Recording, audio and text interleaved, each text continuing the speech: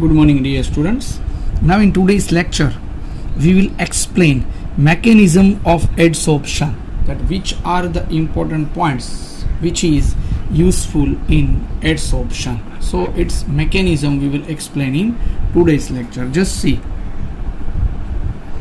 Main fact of adsorption is here, that inside the bulk of adsorbate, which is sugar solution, all the forces acting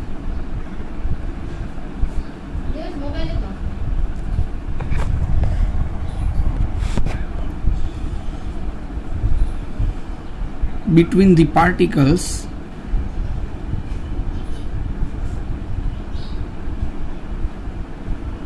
are balanced.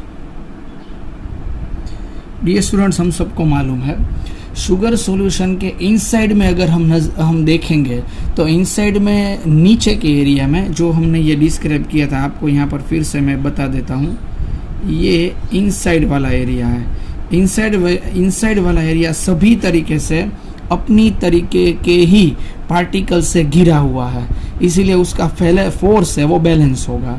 So inside the bulk of adsorbate, all the forces acting between the particles are balanced, while on the surface area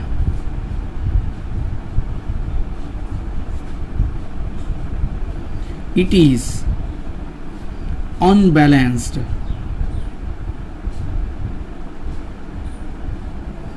This is the major difference between the bulk area and inner area, that inside the bulk of adsorbate all the forces acting between the particles are balanced, while in surface area it is imbalanced. क्यों surface area पर imbalance है dear student, समझिए। ये है surface area, क्योंकि surface area में ऊपर air है, नीचे और साइड में ही शुगर के मोलेक्यूल है, वो एयर के कांटेक्ट में है, इसीलिए वो अनबैलेंस है। This forces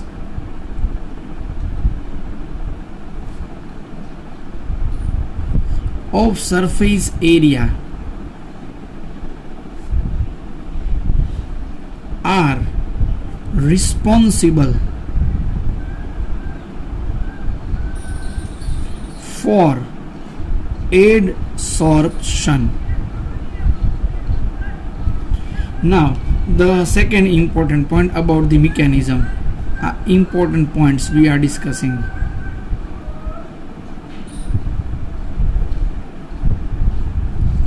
During adsorption, just see, attractive force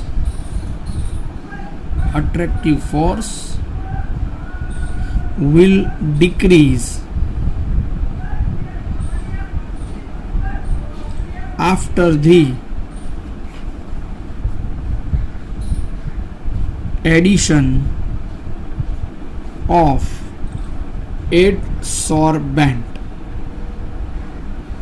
जब हम यहाँ पर चारकोल एडसोर्बेंट ऐड कर रहे हैं तब इसका जो अट्रैक्टिव फोर्स है वो अट्रैक्टिव फोर्स पूरा डिक्रीज होने लगेगा अगर यहाँ पर सरफेस पे चारकोल की एंट्री होगी तो, because concentration of surface area is higher than the solution. समझ रहे हैं आप?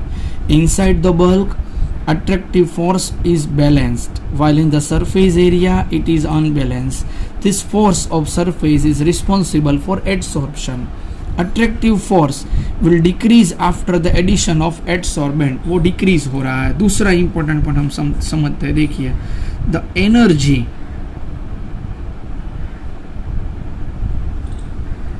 of surface area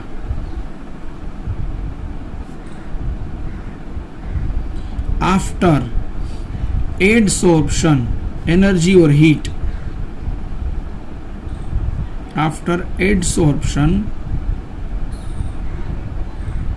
always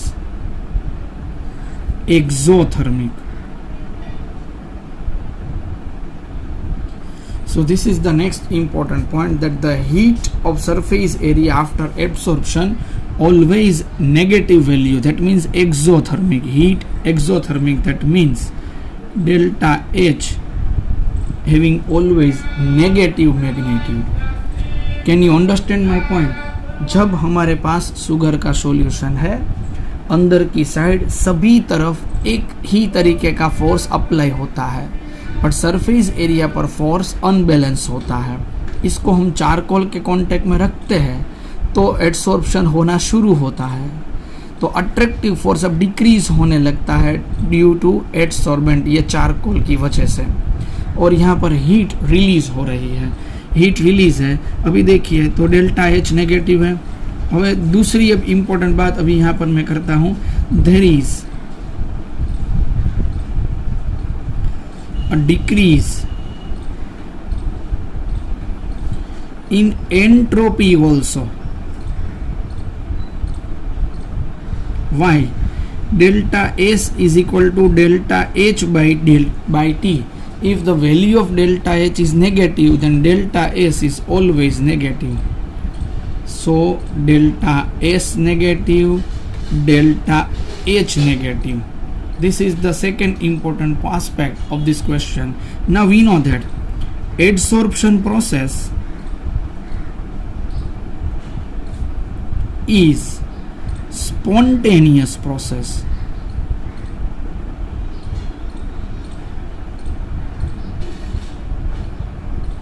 So free energy change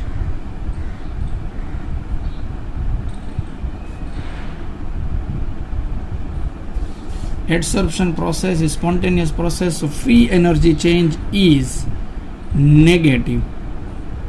हम सबको थर्मोडायनेमिक्स के बेस पर मालूम है कि डेल्टा जी की वैल्यू अगर ग्रेटर देन 0 रहेगी तो रिएक्शन नॉन स्पॉन्टेनियस रहेगा.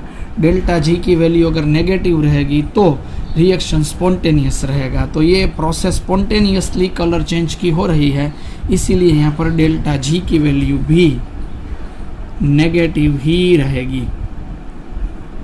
Okay, so delta G negative, delta H negative, delta S negative. Thus in adsorption, delta H and delta S makes delta G negative.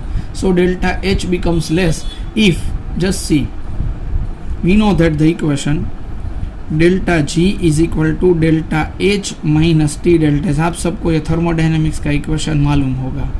delta G is equal to delta H minus T delta S. If delta H की value T delta S जितनी हो जाती है तो reaction equilibrium में चला जाएगा. If delta G is equal to delta H minus T delta S, delta H is equal to T delta S, then delta G is equal to 0. This is the important parts for the mechanism of adsorption. समझ में आ रहा है आप सबको? बहुत ही आसान सा answer है. देखिए पहले पॉइंट में हमें क्या यहाँ पर बोल रहे हैं, फर्स्ट पॉइंट ये डिस्क्राइब हो रहा है कि ये जो अंदर का अट्रैक्टिव फोर्स है वो सभी साइड में बैलेंस है. सरफेस एरिया का अट्रैक्टिव फोर्स है वो इनबैलेंस्ड है. So attractive force will decrease when the addition of adsorbent. अगर हम ऐड करते हैं तो वो अट्रैक्टिव फोर्स डिक्रीज हो जाता है. उसके बाद हम ये बोलते हैं कि ये रिएक्शन एक्सोथर्मिक है, इसके लिए डेल्टा एच की वैल्यू नेगेटिव रहेगी, एंट्रोपी भी नेगेटिव रहेगी और डेल्टा जी भी नेगेटिव ही रहेगा, क्योंकि डेल्टा एच नेगेटिव है, डेल्टा एस नेगेटिव है और रिएक्शन स्पॉन्टेनियस है, तो डेल्टा जी भी नेगेटिव रहेगा. बट अब देखिए अगर डेल्टा एच और टी डेल्टा एस की वैल्यू अगर इक्वल हो जाती है तो reaction will come in equilibrium. So this is the mechanism of adsorption. Last lecture में हमने एडसॉर्प्शन के बारे में डिटेल में स्टडी किया हुआ था, उसके एग्जांपल्स भी लिए हुए थे.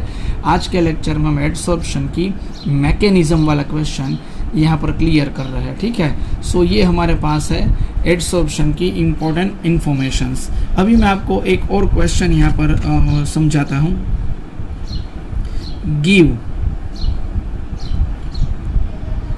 Types of adsorption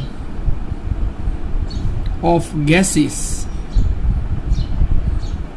on solid. अभी ये गैस और सॉलिड के बारे में ही हम बात कर रहे हैं. So there are two types of adsorption. Number 1 physical adsorption, उसको बोलते हैं फिजिसॉर्प्शन.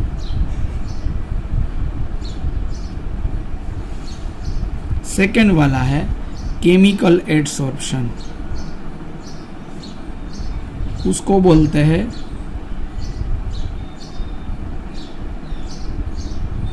chemisorption. So there are two types of adsorption of gases on solid, physical and chemical. Now we will explain these two important parts of physical and chemical adsorption. But धीरे धीरे हम एक एक question करते जा रहे हैं. आज के लेक्चर के लिए मैं ये एक ही क्वेश्चन आपको पढ़ाऊंगा क्योंकि आप अच्छी तरीके से वो प्रिपेयर कर सकें, क्योंकि सिलेबस कंप्लीट करने में ज़्यादा जल्दबाजी नहीं है, इसीलिए स्लोली इस चैप्टर के एक एक क्वेश्चन को हम आगे बढ़ के करते जा रहे हैं, इसीलिए आपको कोई इश्यूज इसमें नहीं होगा. ओके, अगर कोई भी स्टूडेंट्स योगी प्रिपेयर कर रहा है तो जो मैं आज का ये क्वेश्चन यहाँ पर मैं पढ़ा रहा हूँ आपको, यहाँ पर इन्होंने एडसोर्बेट की जगह एडसोर्बेंट लिखा हुआ है, बट मैं जो आपको यहाँ पर इमेज भेज रहा हूँ उस इमेज को ध्यान से देखिएगा, उसमें मैंने वो करेक्शन कर दिया है, उसी बेस पे आपको वो आंसर प्रिपेयर करना पड़ेगा. Okay, so this is our mechanism of adsorption. In tomorrow's lecture we will explain the difference between physisorption and chemisorption, वो कल हम स्टडी करेंगे. ओके, बट आज के लेक्चर के लिए इतनी ही इन्फॉर्मेशन हम रख रहे हैं. Thank you dear students for today's lecture.